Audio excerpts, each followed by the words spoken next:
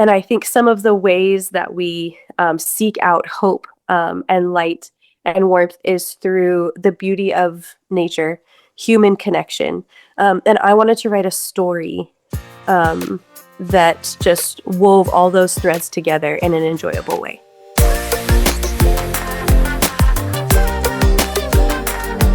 Hello, and welcome to the Gift of Need podcast. I'm Jude Trang. I'm an author and an observer of human need in society. And I like to think about our needs and get you to think about our needs as something rather than burdens, but as opportunities and gifts. And that's a big, broad subject, but I hope to just whet your appetite and get you thinking about your own needs as they come up in your life and other people's needs. And I do that with highly creative guests with a variety of talents, like my guest today. Elicia Johnson is an author, an artist, a farmer, a mom. And today we're going to be talking about her new book, Endling. And it's a spiritual, high concept steampunk adventure. And we're going to discuss why we need content appropriate epic fiction. So, hi, Elicia. Hello. Thanks for having me on. Yeah, Alicia's coming to us from Montana, way up north. So, Elicia, can you start by telling us a little bit about your background? My background is very much experiential. Like you said, I'm a farmer, a mother, a creative person all around. I've gotten to pretty much all these places through trial and error and experience. I've also been a Charlotte Mason educator for over 10 years. So at home and in helping start a cottage school locally here. That's also a very large part of my life. Yeah. I homeschooled our kids for the first, one 7 years and the other 3 years. And yeah, it is a lot of work and creating your own curriculum and all of that. So today, folks, we are going to be discussing young adult fiction and why content appropriate epic fiction is needed now more than ever. You know, everyone wants their kids, I think, to grow up being literate and to be even more to love reading. And to accomplish that goal, the books we read to our kids and then that we have them read independently, we want them to capture their imagination and so that they'll be excited about reading rather than, oh my gosh, I have to read, right? So, Elicia, did your parents read to you, and what were some of your favorite books when you were growing up? My parents did read to me. We kind of had a nightly bedtime routine. Both of my parents worked full time. And so that was a really special time in the evening that my parents read to me before bed. I was an early reader. Of course, I loved, the picture books when I was very young. Tommy DePaola and Dr. Seuss books are what I learned to read on. And then I grew to be a voracious reader really quickly. So there's kind of a gap, There are really beautiful books for that middle grade age, but there weren't new ones. And so teachers didn't, it was like Babysitter's Club and Boxcar Children, and they're okay, but there are much richer options that I didn't find when I was, around middle school age. So I started reading classics. I had a couple of bad experiences with contemporary fiction, and I didn't trust new books that were coming out. And so I just dug in and read. Sometimes it was adaptations. I read an adaptation of Moby Dick, like an abridged version that just I loved. And then books like The Secret Garden. And then I moved into the Bronte sisters and Jane Austen at a pretty young age. So those were my bread and butter, even as a younger reader. Yes. Literacy is a big concern these days, and the facts are really, truly startling. When I looked them up, this is what it says. Around 130 million American adults, that's 54% of adults aged 16 to 74, read below a 6th grade level. I was startled. There are lots of contributing factors, such as outdated teaching methods, as they say, lack of phonics-based instruction, reduced reading for pleasure, because we have so many other things to do for pleasure in our spare time, and high poverty rates, because parents who live in poverty with their children, that's a luxury to have time, and it's a lot of work. So for families who are harried, there's little time to spend reading to and with your child. So learning to read is the key to being literate and a lifelong reader. So Mhm. how do you think interest in good literature fostered by parents and teachers when there's so little time and so much twaddle being Mhm. published? How Mhm. can you do that? It's a real challenge, and my heart goes out to parents who are just, trying to make it through. Um, One of the, I think, really big make or break it things with literacy and enjoyment of reading when children are young is that having a relationship with the child enough, teachers, coaches, even program administrators and parents, if they just take a moment to ask the child a few questions and know what just lights their fire, what they're really interested in, it might help to direct them towards books that they'll really enjoy.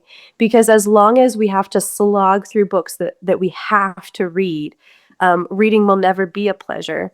And so I think that's a major thing. And I'm just a really huge, I love to encourage people to make connections with other people, and I think that's where good reading, good literacy starts.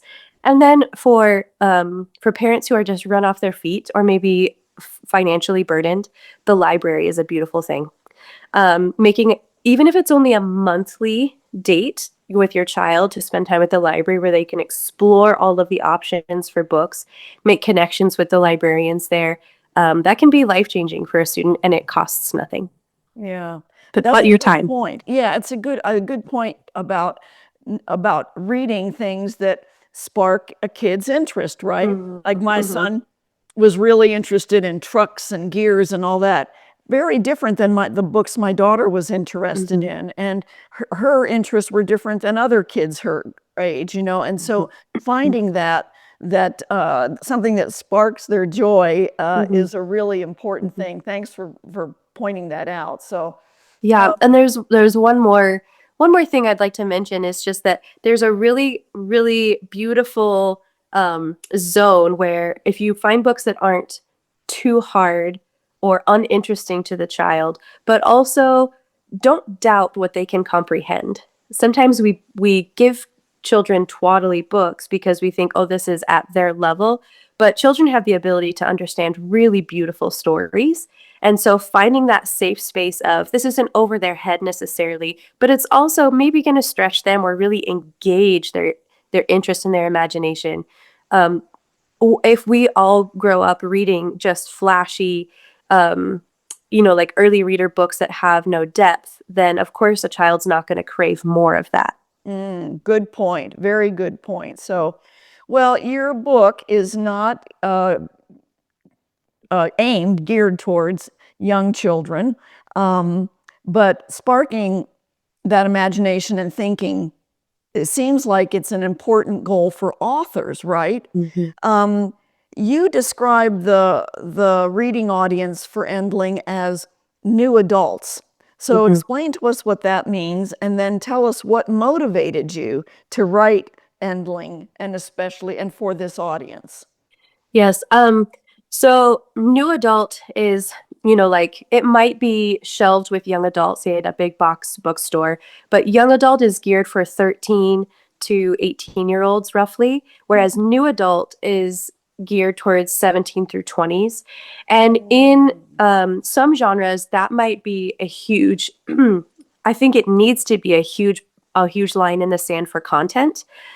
Because if you spoke or showed some of the things that are in young adult fiction right now to a minor, you could be imprisoned, and yet it's on our shelves as fiction geared towards those young ages. So that's a problem. Whereas new adult in many genres, you might find more adult content. And when it's marketed towards adults, that's a totally different thing. Mm. Um, for me, the reason that I'm marking towards a new adult, 17 through 20s and above, is simply because this is literary sci fi. There's a lot of depth. So it's clean. Um, enough for younger readers, but I've noticed that a lot of the depth of symbolism and just literary devices are a little bit lost on younger readers. Maybe 15-year-olds are like, yeah, it was good, but they don't quite get the richness of it. And so marketing towards, and also my character is in his 20s, and that will be a big defining line for many books is if the character is a teenager, it's young adult. And if the character is 18 and over, it's a new adult book. And so that it will relate to people who are in that age group and even later in life. So, what motivated you to write Endling? Well, I ran across the word. Endling is a word referring to the last of a species, and I had one of those what if moments. What if there was only one person on Earth? But also, I just truly believe that there's hope and there's love out there for everyone, no matter their cultural background, creed, economic situation. And if we look around, we are just bombarded with a lot of darkness. And I think some of the ways that we seek out hope and light and warmth is through the beauty of nature, human connection. And I wanted to write a story that just wove all those threads together in an enjoyable way. So, somewhere, Endling is described as a steampunk adventure. Can you describe what a steampunk adventure is?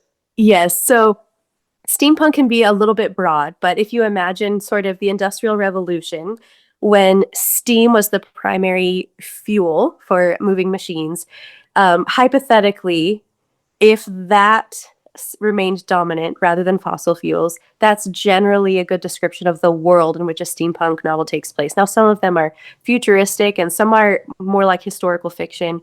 Some of them aren't really truly steampunk, and they call them gaslamp because it's just a fantasy that takes place in an era that feels maybe Victorian or Edwardian. Well, I wondered if Dickens would fit into this. Like, you think of David Copperfield and those Yep. stories, Yeah. but also, the Industrial Revolution. Yes. So, Often steampunk has, just like a little fantastical edge to it. So if you think that world with something else, yep. something supernatural. So, all right. Well, Nico is the Endling. That's his Nico, and he's described as the last surviving member of a species whose death consequently means the extinction of that species. For Nico, anything is worth escaping the dangers of the wilderness and its strange keeper, the Wilderman, a figure whispered in legends to claim more than lives. Nico trades everything, his family, his home, and all that he has known for a safe life in Sanctius City.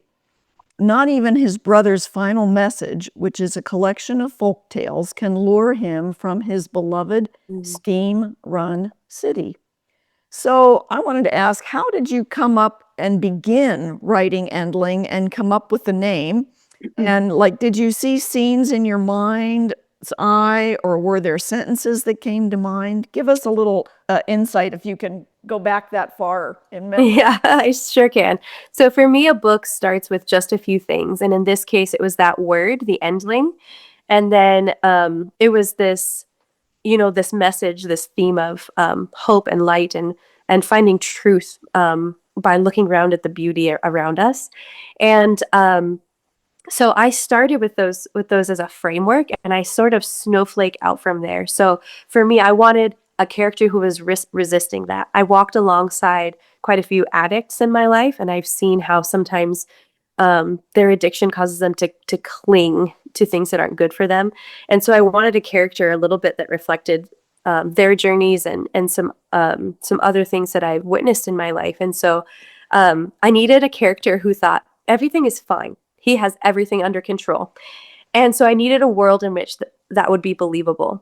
And so what I built was a city that runs off of solar powered steam. So all of the water to power the machines is in big tanks that have, really thick glass. If you imagine a child lighting little fires with a magnifying glass, that's the concept. And every day the sun comes up and everything turns on. And even when he's the last person there, he can believe that his way is best because everything is still running. And it isn't until his world kind of starts crashing around him that he has to really, really encounter the difficult things in his life. Do you like ever see, like if somebody was to make I don't know, is the book illustrated? I didn't ask that. There are a couple of maps and illustrations in it, just a few. Yeah. So I'm wondering, do you, if the book was going to be an illustrated book, like maybe even a graphic novel, right? Do you picture these people and the scenes? Do you have a picture of them in your head? Yes, more. I mean, I have just the type of, empathetic person that I am.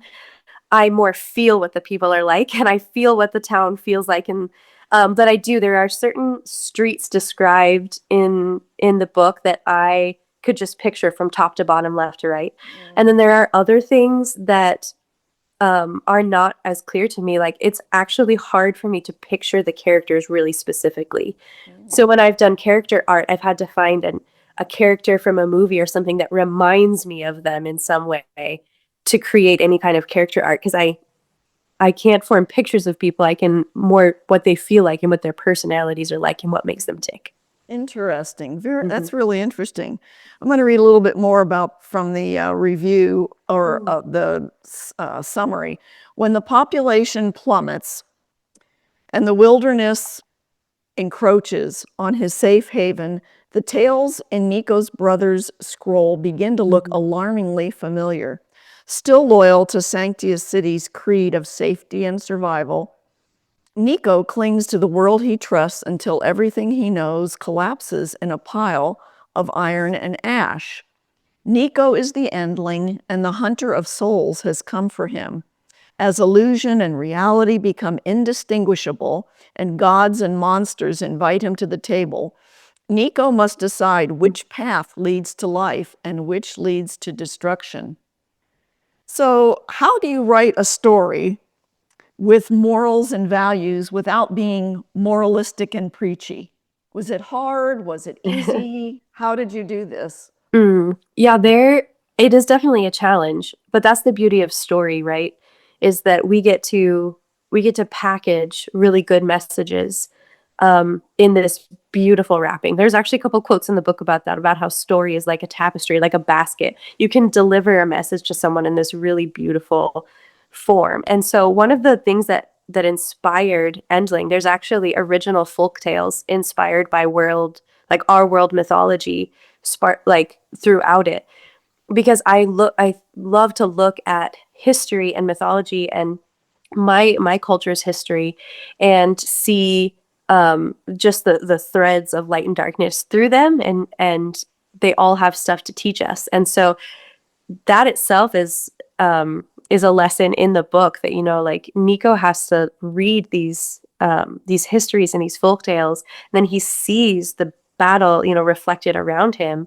And I think that's what draws me to story. If you think about some of the best books out there, the longest lasting, they have a message to share, but they're not preachy or moralistic. When they're well written, like say The Lord of the Rings, has messages to share for years on end. Another one is Dune. The Dune series is literary sci-fi, so obviously I have a lot of respect for Frank Herbert, but he had a message to share. He wanted people to see how maybe you shouldn't put all of your trust in one leader, one person, one political face. And so he built up the perfect leader and then slowly destroyed him over books and books. He did a great job of it. They're very enjoyable to read and they're not preachy at all. So I think that is what the very definition of story done well is, what you're saying is a message delivered without feeling like, you're sitting in a pew. Yeah, exactly. Well, one of my first memorable books that I've read and I've reread over and over, read it to my kids, my grandkids, was A Wrinkle in Time by Madeline L'Engle. And Yes. that So really, good. I think I read that when I was 10. And it was just amazing. And unlike you, I don't have that ability to write fiction, and I just don't. I see so black and white, and maybe that's why I enjoy fiction and historical fiction. I like historical fiction because I like something that has some context Hmm. for my mind, I think. Yes. But and even things like, Tolkien and Chronicles of Narnia and George MacDonald's books and Love oh him my so gosh, much. Yep. there's so many. But so anyway, I can't write fiction, but I really, really enjoy reading it. Hmm. Same. Let's tell us about The Shanty Man. This is a serial fiction that Yeah, you did your research. yeah, I did. I don't know anything about it, so give us a Okay. little bit, give us an overview. Um, so The Shanty Man is just a free serial fiction. I've written a couple of seasons and released them over my Substack, my newsletter. And really what it was a way to do was just take things that I enjoyed and do this thing that I enjoy writing about them. So I love history. I also love mythology and a little bit of a supernatural edge to things. I actually prefer fiction that's anchored in reality as well. So Endling's setting is based on a real place on Earth, even though the way it functions is fantastical. Um, that's just my preference. I don't love high fantasy outside of Tolkien. I don't love a lot of sci-fi that's space opera type stuff. Mhm. So Shantyman takes place in a historical era. There are references to historical figures, but there's also just like a little barely magical element to it because I think it's so important for us to look around and see magic in the everyday things, in beautiful music, in creative works, in like I said, nature. And I'm a farmer, so I'm a very agrarian heart. Um, and so Shantyman was just. I grew up in Alaska, so I love the sea. And this was a way to knit all those things together in a way that was purely fun. And what it's allowed me to do was find quite a few readers who enjoy the same things I do. It's been a really beautiful way to connect with readers. It's actually saw immense success. There's 2 seasons out. Season 3 is partially written, and so it'll continue. Ah, that's what I wondered. Oh, okay. Well, then Mhm. and is all of that available starting at season 1 on your Substack? Yes, I committed to keeping it free. At some point, I may edit and compile it into a printed version that I might Mhm. sell. But at this time, every single episode is free of both the seasons that are released. Do you have a vision for the end line?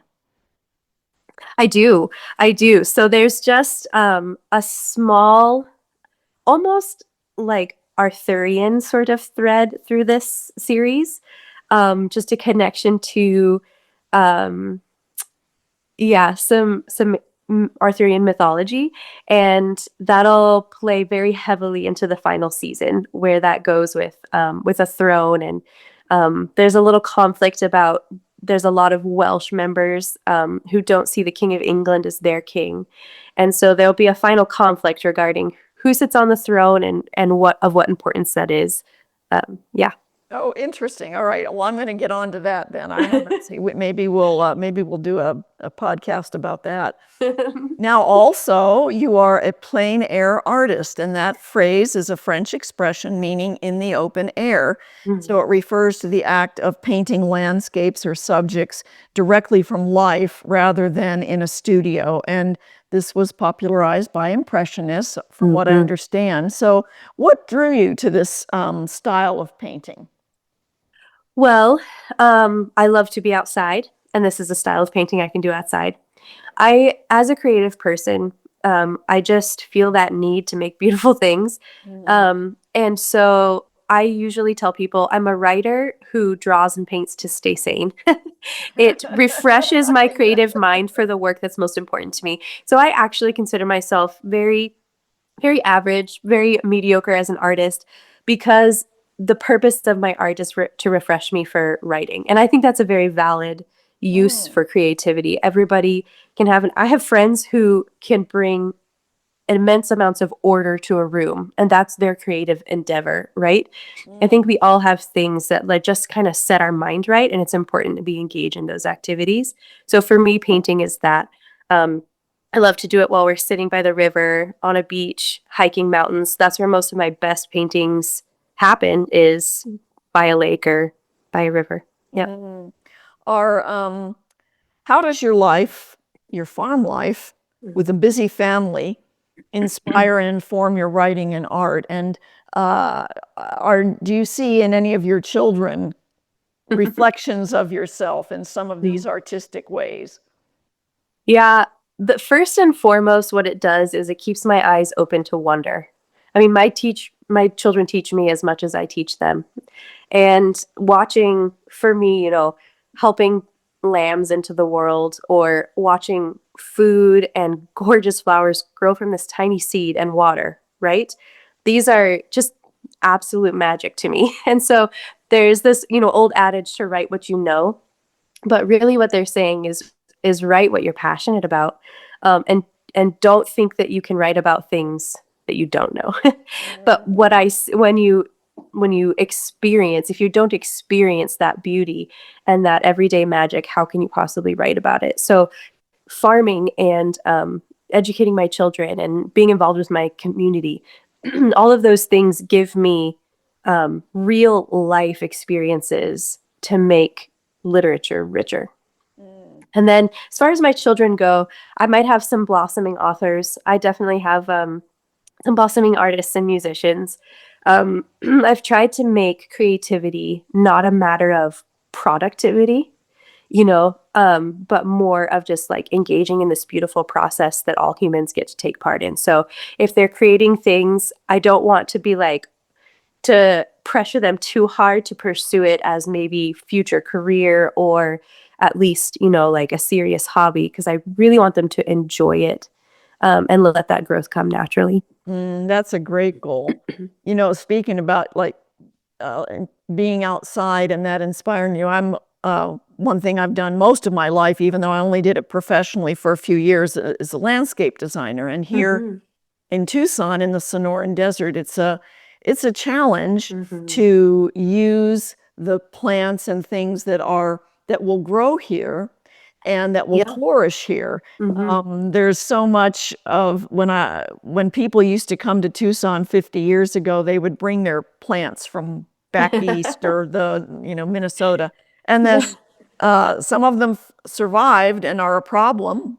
And Yeah. it Yeah. is that it's being in nature. I Mm-hmm. think even for people who that's not their career, there Mm-hmm. is something very, very refreshing about being with animals and plants and those Mm-hmm. kind of things. And the life lessons, Mm-hmm. my granddaughters, I always kind of share with them, like, well, if you don't weed your garden, you don't take care of them when they're little weeds. You end up with big weeds that have Weeds. Yeah. seeds, and then you have more weeds, and this Yeah. is like life. And Yes. Yeah. so all those, I think the detachment for so much of urban Mm-hmm. society from the land has lost. There's been a loss Yes. in just very natural lessons Yeah. that you learn. Yeah. You learn about life and death and Mm-hmm. with animals and that stuff, right? Yes, and yourself, because there's pretty much no better feeling on earth. Like literally, you receive a lot of dopamine from doing it, having a job well done with your own Mhm. hands. And so I think there's a reason in the 90s there were so many movies about kids who were struggling, who got sent to a ranch and worked hard and then turned their life around, because there's so much we learn about ourselves when we work up a sweat, when we encounter a challenge that we have to think through. Um, I really think humans were just made to be connected to nature in some way, shape, or form. I love agriculture, but even if it's just hiking or going to the park, I really think it's beneficial for all of us. Yeah, definitely. And it's definitely good for your mind. It's that Hmm. thing also with reading, like you shouldn't stare at little words too long. Every 20 minutes, take a break and see the They horizon, do, yeah. right? Yeah. Physically, it's important. So, Hmm. well, your website says you want to make the unseen seen. Why Yes. is that a goal for you? And what are some of the ways that you work to do that? Yeah, some acute listeners may recognize it from the Chronicles of Narnia. In the books, it says a spell to make hidden things visible, but in the movies, they use these words to make the unseen seen. And it's that, if we focus on what is shoved in front of our eyes all of the time, it's really easy to find ourselves in a dark place. Mm. But what's behind that, and often unseen unless we're looking for it or unless we're engaging with beauty, are just everyday magic, beautiful things and hope, and honestly, and the fact that you are loved. And I really want to remind us of all of those things through my writing. So the unseen things of hope, joy, love, human connection, redemption, all of those things are woven through pretty much everything that I write. Well, I think we're just about out of time. Tell us, give us some reasons why we want to go and get Endling. Now, it's just been released, right? A few weeks ago or a week Correct. ago? Yes. Yeah. Well, I'm a very competitive person, so I wanted to be able to come on podcasts and say, because it's the #1 bestseller. Release week, I actually only hit number 20 on my highest list. But when I went and looked at it, the only people above me were also George MacDonald, John Bunyan, C.S. Lewis. And all of a sudden, number 20 doesn't feel so bad. Wow. And so people are saying it's a new classic, and that is probably the kindest thing that anyone could have ever said to a reader and a writer like me. So I would say it is a very different, it's a unique book. It was hard to fit in a genre. It was hard to narrow down the description on the back. But I think one of the cool things is it's not a cookie cutter book. It's not the same kinds of books that you're pulling off the YA shelf at Barnes & Noble. So I would say give it a try for its uniqueness, and I hope that you find something that connects with you inside. Yeah. Oh, that's great. Well, we could go on. I know there's so many other topics we could talk about, but thank you, Elicia, for making the time to be with us today. And Absolutely. And as we talked about how the needs we all have, like you have, to use your ability and desires to benefit our world, can become opportunities and gifts. And instead of weighing you down and frustrating you, you've released that, and that benefits our world and meets the needs of other individuals and communities and society for having something to engage with and to read and to spark our imagination and give us hope in life. I think that's brings joy and fulfillment to us all. So thank you. Thank you. Thank you so much for having me on. I appreciate it. Yeah. And wonderful. Well, folks, you can check out Elicia's work by going to elicia.johnson.page, and that'll be in the show notes. And follow her on Instagram and Facebook at plain Elicia Jane. And the great music you are hearing now was written and performed by Gabe Kubanda at Kubanda Music. You can find him on any streaming service. The engineer is Ray Engineering of 3rd Street Productions in Tucson, Arizona. I love him. He does a great job. Please consider following and rating this podcast and subscribing to my free Substack newsletter. And especially, leave us a comment and tell us what you think. Bye.